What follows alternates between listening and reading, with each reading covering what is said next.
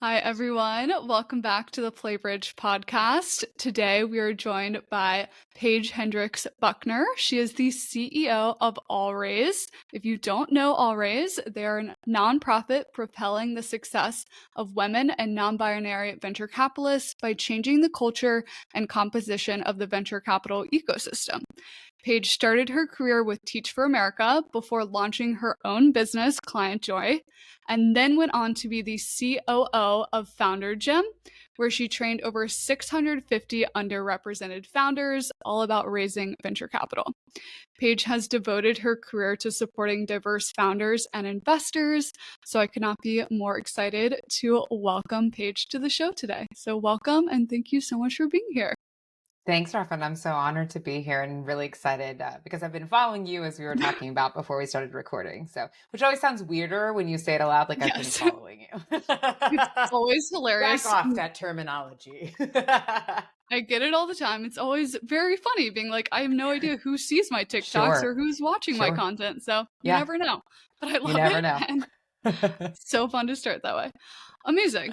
Well, before we talk about all things Always, I'd love to just dive into your career story, your career journey. So, to start us off, you started out as a teacher with Teach for America. Walk us Mhm. through why you chose that as your first career path and kind of how that started things off for your career. I started my career as a teacher in some ways by accident. It was not this beautifully planned out strategy about what I would do next.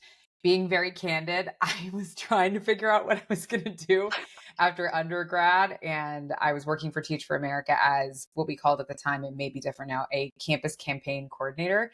So essentially, between classes or the two other jobs that I was working, I would go in, speak to classes about Teach for America, try to recruit them as potential candidates, and then connect them with the right person to, complete their application if they needed support. And it was through that experience that I thought, this could be really interesting for me. I'm not quite sure what I want to do next. Sounds like a great way to serve. And of course, I'd been giving the speech for a whole semester. So maybe I converted myself. So I got into Teach for America and I taught fourth and fifth grade in Las Vegas from, let's see, 2008 to 2011. So it was quite the journey. It was awesome. Yes. What were some of your biggest takeaways from that experience? Well, I think teaching humbles you in a way that nothing else can humble you. And it really starts with your students because when you're in college and you are a high flyer, you're a high performer, right? You are applauded for like a great GPA or this thing that you accomplish or this role that you have. And fourth and fifth graders don't care. And so flexes that worked for you in college are quickly demolished by kids who are like, and you also, your coolness just gets knocked down like 80 notches. They do not think you're cool. So it was super humbling. I think that was the first place to start. The second was just the power and the wonder that kids have and everything that they can dream up and imagine. And it's really inspiring. So if you feel like the world's really dark and there's a lot to be frustrated about, step into a fourth or fifth grade classroom and do something fun with them where they dream up a world that's different. And they just have this endless sense of possibility. And it was just fun. It was really hard. It was probably the hardest thing I've ever done in my life. It was really challenging. But it was also incredibly fun. And my students are now all adults. So that's kind of shocking when they reach out to you and they're like, Miss Hendricks, I now have Have you stayed kids. in touch with So any of them? some of them have reached out from time to time and I That's have so stayed in cool. touch and it always makes me cry. You remember them as a little kid and now they're like an adult going to college and living their lives or have jobs or families. So it's really cool. After Teach for America, you went into policy. Walk me I through that did. next career move, and then how did that eventually land you to starting your own business? I always like to say that it's so funny because it just, when you go back and look at your bio, you think, oh, Yeah. this looks so strategic. It's just not. And so I'm Yes. sure I've said this multiple times. I actually moved to Portland, Oregon after I finished my 3-year commitment with Teach for America in the local school district in Las Vegas, Nevada. There's a Nevada, Missouri, and sometimes I swap them. So shout out to Nevada, I suppose. So anyway, when I moved to Portland, it was to be closer to my then boyfriend, now husband. And I wanted to figure out what I was going to do next after teaching. I didn't think I wanted to get back into the classroom. And at the time, the job market was really tough. I think I applied to over 100 roles that range from Wow. like bartender to assistant, like whatever. I was happy to do any kind of job. I just needed a job. And I ended up working at the Apple store, which was actually one of the best experiences I ever had because I had the opportunity to learn about technology as a job. And so that was actually my first entry into really playing with tech, computers, and software because I had to teach other people. And while I was working there, I was also working at the Urban League, helping kids get access and families get access to healthcare before Medicaid expansion. And so I had these two jobs. I was biking all over Portland doing the thing. And then one day I taught a class and I met this amazing woman named Ty who said, "Hey, there's a policy role at Multnomah County." And that's actually where I wanted to start my career. So I was very excited to go try it out. And I applied to be a policy advisor for one of our county commissioners and I got it. And so that's how I got into that policy role. And it was again another incredible experience. I'm really glad that I got to embark on that journey. Cool. And then how did you ultimately come up with the idea for your first business, ClientJoy? And was that something you were working on part-time while you still had your role in policy, or Yeah. did you just kind of go all in? Yeah, good question. I was working at Multnomah County as a policy advisor. My husband, whose background is in software development, encouraged me to go to a startup weekend. And so I think I wrapped up my work at like 5 o'clock and headed over to a startup weekend. And we pitched an idea. And I think we got like second or third place by the end of the weekend. But I was just totally mystified by this concept of a startup, something where you can pop up an idea, build super fast, and do with strangers, right? I mean, like I had been in these systems where typically you have to build fast in the context of your classroom, right? Or in the context of maybe being responsive to a constituent needs. But the greater bureaucracy of education and government actually move really slowly. And so this was this like new agile vehicle container that I could use to change or at least make some kind of impact is what it felt like. So I got super excited about that. And that led to me working with a friend of mine to start our first company. And that company was a monthly subscription service. And so that was when monthly subscription services were hot, poppin', a new thing. Everybody's very excited. So we started that, got into an accelerator, and that's when I quit my job. So I had started working on this concept on the side and then decided to leave my job because we got into an accelerator so I could focus on it and had resources. And then when I got into the accelerator, made the decision to close that business. My business partner and I went separate ways. And I decided to pivot into this newer version of the business called ClientJoy, which essentially took a component of the earlier model, iterated on it, and then ran with it. And so ClientJoy was focused on making it easy for businesses to show gratitude to their customers by sending gifts with locally made things. So it was a lot of fun. We had a blast. So cool. Why did you decide to part ways with your founder from like the accelerator program? Because I'm sure that was a very difficult decision, and I'm sure other founders might be going through similar things. Yeah, I think like so many founder stories I've heard, we just wanted to build different businesses. And it's, always important to be aligned about the kind of business you want to build. And so she's gone on to build a great business and that makes me really happy. So yeah. Amazing. And then as you went on to build ClientJoy, did you raise venture dollars? Like, did you scale that business? Tell us more about the journey there. Oh, so I tried to raise venture dollars. I tried to raise angel money. I raised a little bit of money, but I was terrible at it. And so that's actually a really important part of my journey. And the reason I wasn't good at it is first I didn't understand what I was doing, or like I didn't understand how to build the business. So I was learning that at the same time as I was trying to learn how to capitalize the business, and I didn't realize all the levers I could pull. And I would say the biggest insight that I learned from building that business and then thinking about how to capitalize it is just backing out and working on the business instead of being in the business all the time. Because I think often my decisions about pursuing capital were very reactive instead of proactive, which I think made it really hard for me to raise. So that was the experience that I had with fundraising. Most of the business was capitalized by customers. So we had different streams of, I think we had 4 different kinds of customers, like big buckets that would show up at different times of the year that would essentially feed the different seasons with everything from conference gifting to monthly gifting services to holiday gifts. And it was a really interesting experience because I got a chance to learn about what it takes to build a successful business. And most of that was by making a million mistakes along the way. It's oftentimes the best way to learn, honestly. Yeah. What were some of those like biggest learning lessons from starting your first business? Yeah, I think the first thing is just shifting my mindset from what it means to run an organization in the for-profit space versus nonprofit space or government space. I remember the first time that I sold a gift box and I made like 10 extra dollars and I felt horrible. And I called my husband and I was like, "Oh my God, did I just overcharge someone?" And he's like, "That's called profit." So, like Reframe your intellectually, thinking. yeah. I'm so used to thinking about how to use every dollar and every possible resource and to maximize it as much as possible. I hadn't internalized what profit actually meant. So I think that was one.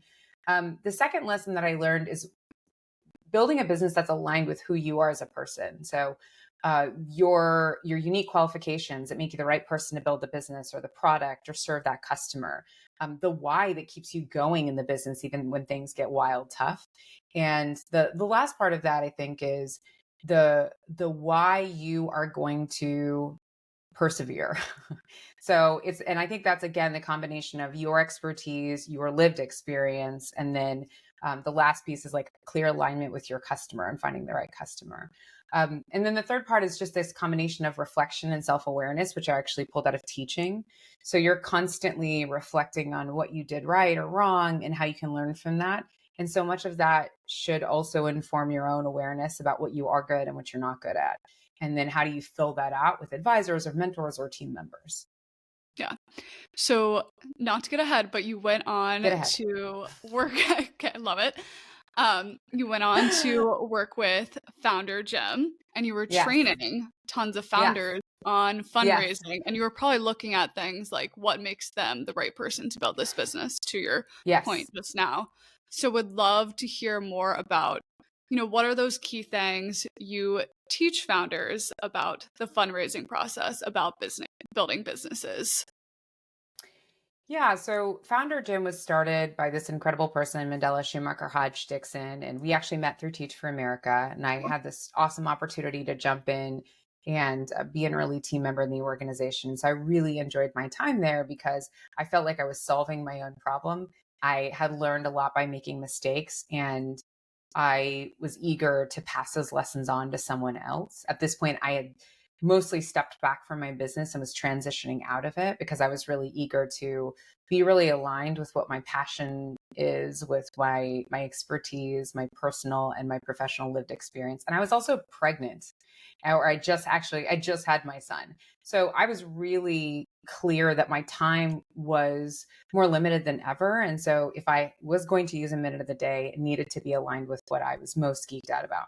So with that context, Founder Gym was the leading online training program for underrepresented founders who are trying to raise capital for their companies and specifically tech startups. And so just to share what I loved about that experience is I was able to share my own key insights, but I also got to interview top investors from across the country and learn from them about key insights they saw when they were making decisions about who to fund or who not to fund or trends they were seeing in the market. What are the social norms of venture capital and fundraising, and how could we translate that so people could truly walk into the room with confidence and understand what does this space mean? How do I fit into this space? What's everybody's roles and responsibilities? And what does success look like? So it was a really incredible opportunity. These programs are really short. They were 6 to 8 weeks, depending upon the cohort. And I want to say the largest cohort we had was somewhere around 70. I can't remember off the top of my brain. But it was so incredible. People came to learn the skills of fundraising and they left, but they stayed connected because of the community. And that's what really, really inspired me. So hats off to Mandela for building something really beautiful and to the community for continuing the spirit of that work, even though Founder Gym is now closed. Oh, yes. I was going to ask, are they still running programs? Yeah, we're close. So we closed down in 2022. But what I remember when we shared the news, so many people were sad because it had made such a big impact. And again, that was thanks to the vision of our amazing founder. We had a great team. We had a lot of awesome partners. And then the founders, they showed up and brought incredible value to each other. into the community. Yeah.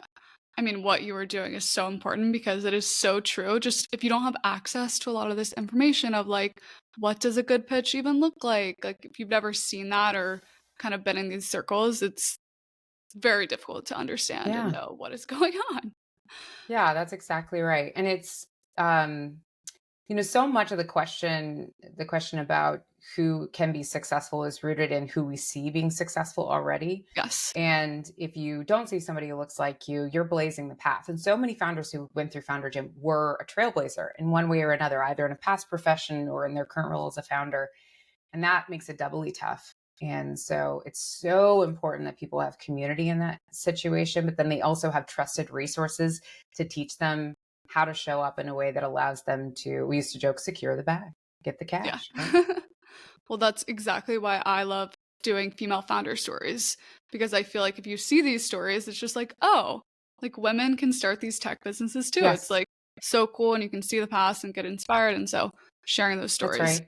so Thanks for important. that, Ruffin. It's so important. It's so Not important. to plug my content, but that is kind of Please my plug your meaning behind all content, like, that. subscribe. Come on. Love it, love it, love it. uh, Okay, amazing. So then after Founder Gem, you yeah, joined Allraise. Walk us that's through right. how and why you first joined Allraise and how that opportunity came about. Yeah, always felt like a natural transition out of my work at Founder Gym and really truly building upon the work that I've been doing. Probably it's hard to say, wow, almost 2 decades since I graduated from college, but we're on our Time way. We're, flies. we're well on our way. Slowly but surely, we're getting there. Yes, time flies. Exactly. So when I think about that transition, my role at Allraise now truly feels like the intersection of my experience as an educator, my experience as a founder, my experience training founders on how to raise venture capital. And I would also say my experience as an underrepresented person, trying to think about ways to change how society works in everything from education to venture capital so that people do have a chance to show up in their zone of genius and knock it out of the park, which really, really it benefits everybody. There's so much great data that says, we have really artificially kept a very low ceiling on what we can accomplish as a society, socially, politically, economically, when we lean into, intentional or unintentional bias and practices that are really discriminatory. To your earlier point, maybe like your resume at the time did not totally make sense the path you took, but like very much now, Allraise is the actual perfect place for you to be. Yeah. So it's so cool to like see that and hear how you ended up there. I loved for people that might not know too much about Allraise, can you just give us like a breakdown of exactly what Allraise is, your main programs, Yeah, whatever you would like to absolutely. share? Yeah. So Always is our vision for the world is a world where women and non-binary leaders build and fund the future. And for us, what that means is that we want women and non-binary people in the seats as leaders at top tech companies that are venture backed and writing the checks as venture capitalists. So it's really important to us that we think about all the folks who are involved in the venture capital ecosystem and making sure that we have diverse players in every seat at the cap table is my favorite pun on the planet. And our mission, and we talked about this a little bit earlier, but our mission is to really propel the success of women and non-binary investors, founders, and operators by changing culture and composition in the venture capital ecosystem. So culture, those beliefs and norms that we hold about who can be successful and who should be successful, and the composition, the number of people who are in seats to write checks, who are in seats at top tech companies, who are starting companies, who are getting access to capital. Because if we think about the wins that we can get out of helping those folks be successful, it's a win-win for everybody in our ecosystem, but also in society, because we're adding value to the economy, we're adding new resources that are better aligned to all of the different communities and kinds of customers that are out there. We're a community that's 25,000 strong from coast to coast. And right now we have 6 chapters, and so proud of our chapter work, and several programs that are dedicated to helping people get access to the skills and knowledge they need to be successful. So it's really exciting because Allraise was born out of this grassroots movement in 2017 and is now transitioned into a national nonprofit that it's more like a movement, which is it brings me a lot of joy. We're not just an organization, we're a movement. Yes. Shout out to the LA chapter. I love everything they're Hey, doing LA here. chapter, what's good? Yeah, they're amazing. We love them. Yeah, they're awesome. What are some of like the actual initiatives that you guys run in your different chapters that help really get women either into investor roles or help female founders raise venture dollars? And what do you think has been like the most successful and like really moving the needle? Yeah. So I'll talk about it in two buckets. I'll talk about programs and I'll talk about chapters. And chapters we consider are a big part of our community initiative. It's like our front door to all raise across the country. So in our chapters, each chapter gets to make a decision about the kinds of events they want to run based on the needs in their ecosystem.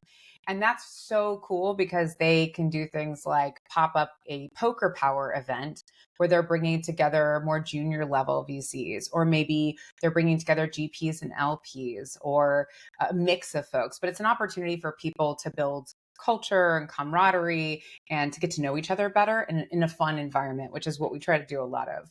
But we also have events that are really targeted based on topics. And so recently the LA chapter hosted this great CFO event where people can come and learn about all kinds of CFO related topics. And so as we think about the opportunity for chapters, it's really about delivering programming that's related to what the local ecosystem needs. We also have really great programs like Agents for Change out in Boston, which actually centers founders who come together and get access to all kinds of resources and advice from folks on the different topics that they need to learn about to be a successful business owner.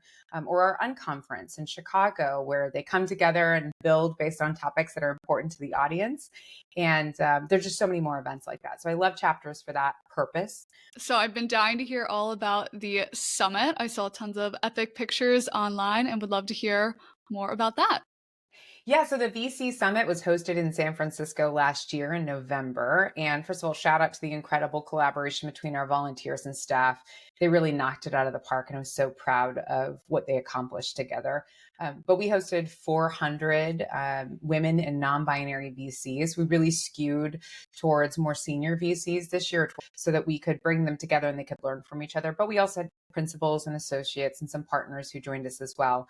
And it was an incredible experience because it was intimate. People had a chance to be candid and they got to really spend time with each other, whether that was at dinner or in small breakout sessions on timely topics that range from personal to professional. And the main stage content was incredible. So we heard from LPs, we heard from top women GPs about what they're seeing in the industry and how folks can stay competitive. And then we also heard a little bit about the state of the industry. So I have to tell you, the VC Summit feels a little bit like homecoming. And I mean that in the most fun, proud way possible in my Sounds like experience the of most homecoming. fun. Yes, as a band nerd from high school who loved a homecoming, right? You just get that music out there at halftime.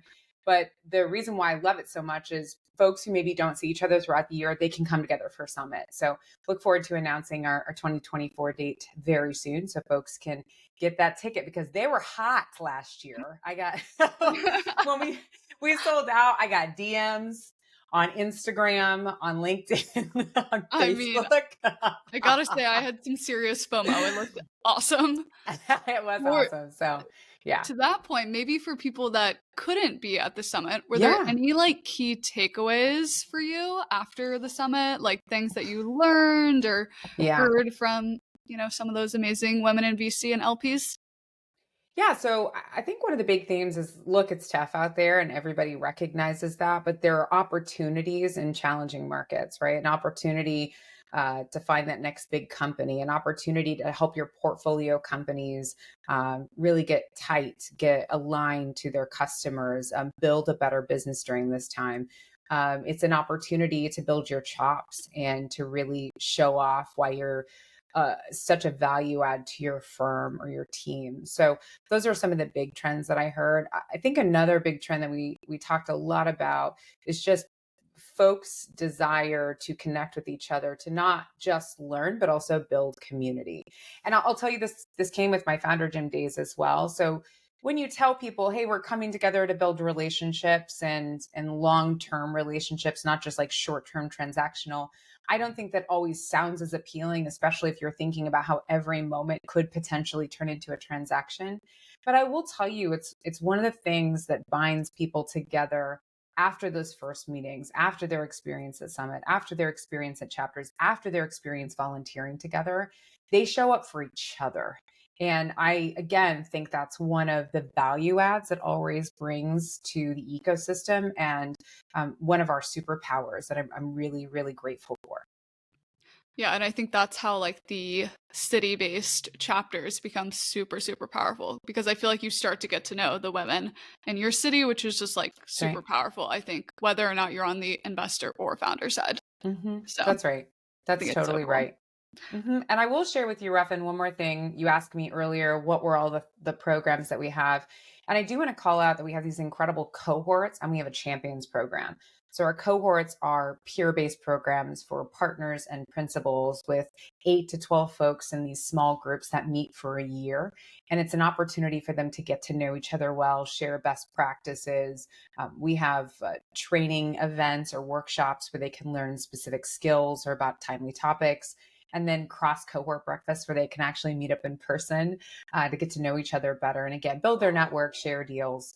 And so what's really neat is that those cohorts are building longer term relationships. And so many of them during the pandemic met virtually, but now they're meeting in person. I read that you want to change the narrative around female founders and Yes. investors. So I'd love to Yes. just understand more about what you mean by that and, Yeah.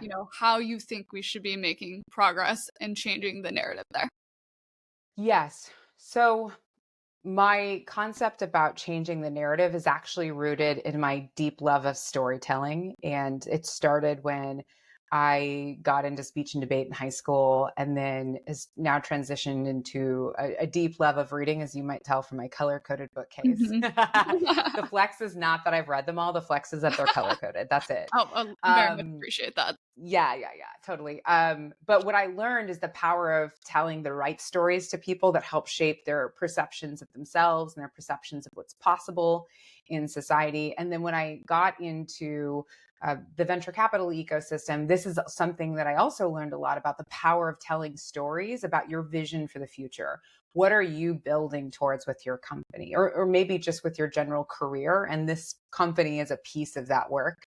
So, as I thought about Allraise and what we were able to do, first of all, we were deeply rooted in storytelling from the beginning. We were able to capture people's imaginations, get them involved quickly, build a narrative about the gaps that we saw in gender parity in our ecosystem and our theory of change, and then test some really cool programs and tell the stories of those programs. And so, what I've come to with my experience and where Allraise has been is this question about who are the heroes in our mythology of the venture capital ecosystem. And so much of who we think can be successful or can't be successful then drives us decisions we make every day about investing. And so, at the end of the day, women and non binary investors, founders, and operators, they need wins. And specifically for founders, they need the skills and knowledge to do their job well. They need to find the best talent. They need customers. They need funding. They need to have an exit, right? They need to be successful and then tell the story about that success so we can then pattern match against a new kind of successful founder who does look like is a woman or non-binary person. For investors, it's rooted in their skills and knowledge, their network, their deal flow, their track record. And so again, if they're able to get success there, then we can tell those stories. We're setting a new pattern of who can be successful. And what's really great is we already have these folks in our community. They're already doing this, right? They're already changing history. And what's important for us is that we tell their stories in industry publications, on stages, on podcasts, and also in pop culture. Because I think pop culture has a lot to do with who we believe we can be, right? Whether we're kids thinking about our career, or we're in college and we're thinking about our career, or we're in our career and we want to change it. So that's what I mean when I talk about storytelling. It's not just in the form of your deck. It's also the articles that are being written. It's also the people who are on podcasts like yours.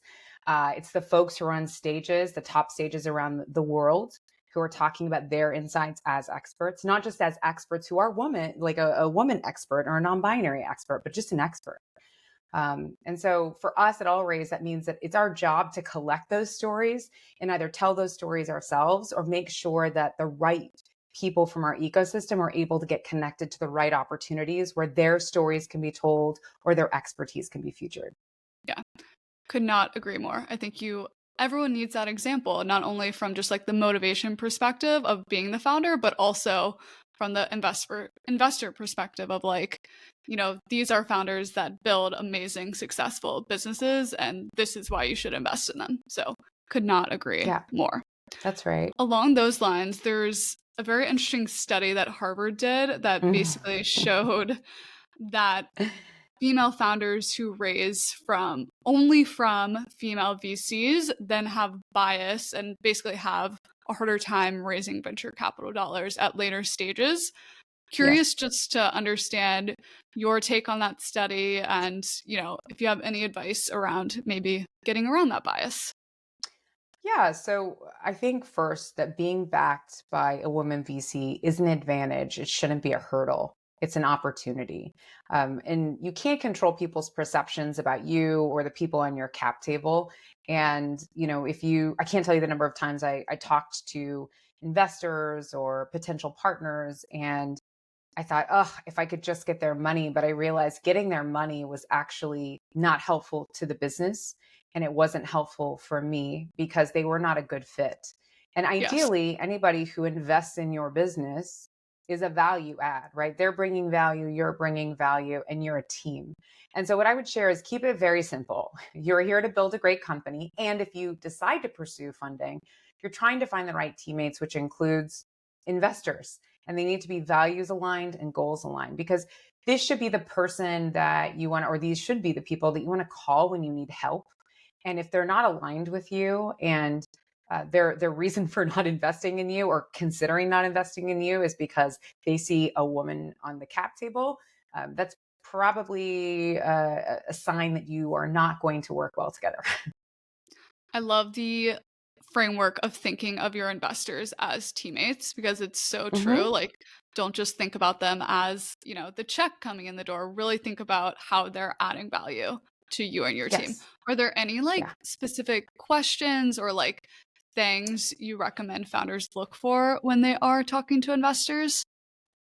Well, I think before you talk to an investor, just doing your due diligence to vet them first and make sure that they're the right person. I think this is actually a huge mistake that I made. And so I can speak from experience and then I've heard from other founders. But not everybody who has money is good money for you. So I think it's super important to make sure that this person invests in, their thesis is aligned with your company. They're the right stage, they're the right sector.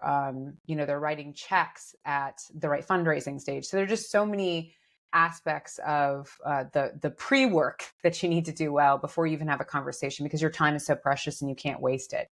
But when you do get in a conversation with them, getting to know not just about the tactics, but about who they are as a person and what's important to them, what value they bring to the table.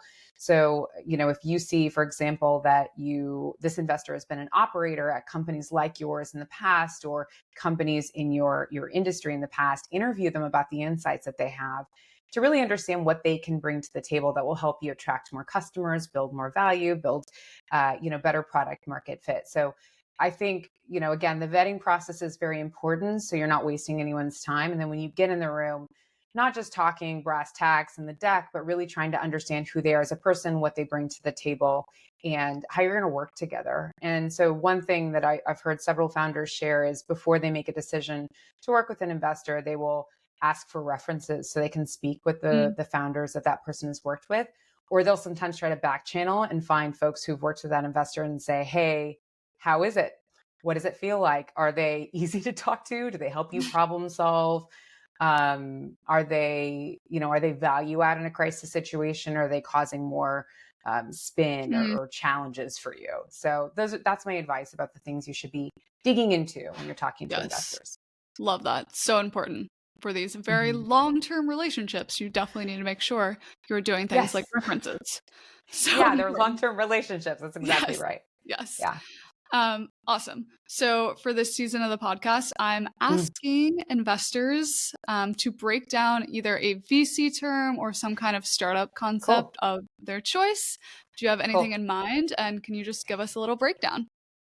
Yeah, so I'd love to talk about this term check writer that we use for our research. So, Awesome. Allraise has been tracking the number of women check writers in our industry. And we're really happy to report that since we started reporting, we've doubled that number.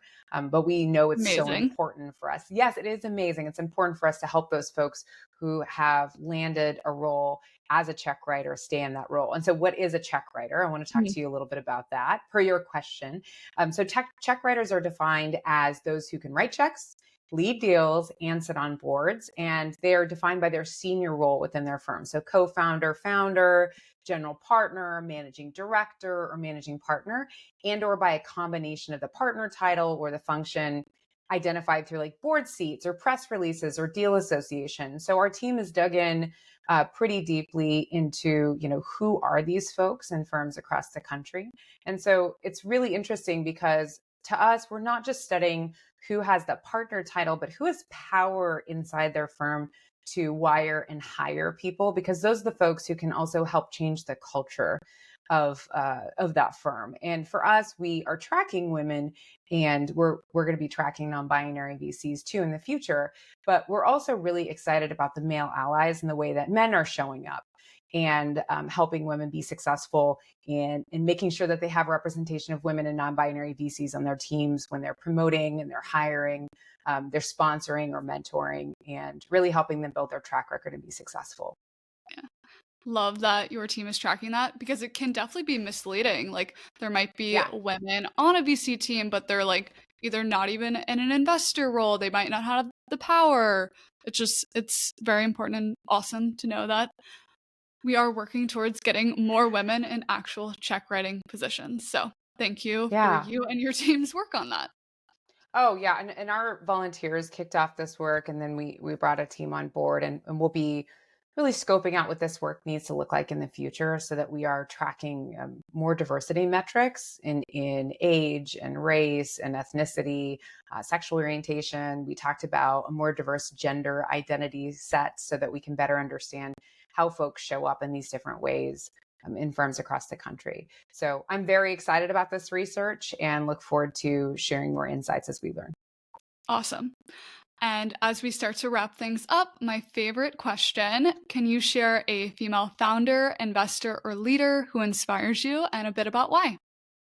Yeah, so actually I want to talk about our board chair, Aileen Lee, and I'm really excited to feature her because she is really passionate about the work at Allraise. Like she lives, eat, breathes it. And she is famously known for her analysis that coined the business term unicorn. She was named Yes. one of Time 100's most influential people. She was in the Forbes Midas list, and she's been a top seed investor for years. And what I love and appreciate about Aileen is that she's very data centered in her decision making about how we operate, how she operates at Cowboy Ventures, but also how we operate at Allraise. And she is deeply passionate about systemic change and calling people to action to be part of that systemic change. So one of the things that I really love about the way that she's approached her, I would say, like, greater body of work. And there's so much that Aileen does that I think people don't know about, but she's such a fire starter, because what she says is, there's a problem out there, like, and how do we get the right people in the room to solve that problem? And she's always very eager to give people an opportunity to serve and be part of that work, whether they have a small amount of time or a large amount of time. So I really appreciate the opportunity to learn from her. And I'm really excited that I get to apply so much of what I've learned in my journey to our work at Allraise, and hopefully continue it as we build together in the future. So Aileen, founder, Awesome. Cowboy Ventures, rock star. Yes, she's another amazing woman. I've followed from afar, loved her recent update all about Yeah. unicorn over the past decade. Yeah. Super interesting to read her take on all of those things. And yeah, And shout out to her chief of staff, Allegra, by the way, who was also part of that updated research. amazing. She's just a brilliant, thoughtful person, and she cares, again, so much about the work at Cowboy, but also so much about the work at Allraise, and just really grateful for them both. Awesome. Well, thank you so much for both shout outs. And finally, where can people find you? Where can people find all things Allraise? Yeah, so head on over to allraise.org for all things Allraise, all the magic. We are on social media, so you can go find us in all the socials. You can reach me on LinkedIn, and I'm Paige Hendrix Buckner, so the full government name. If you want to find me, they're pretty easy to find. A lot of curly hair, taking up the whole circle. So looking forward to hearing from you. But yeah, I'd love to hear from you. Amazing. I love it. Well, Paige, thank you so much for joining the show today. Thank Love you, everything you're Ruffin. up to at Allraise. You Huge too. inspiration. And yeah, this is just so fun to get to know you. Yeah, same to you. And thank you for all your work in the storytelling space. It's incredibly important. And I'm really grateful that you're in these streets and I get to come in and hang out with you for a bit.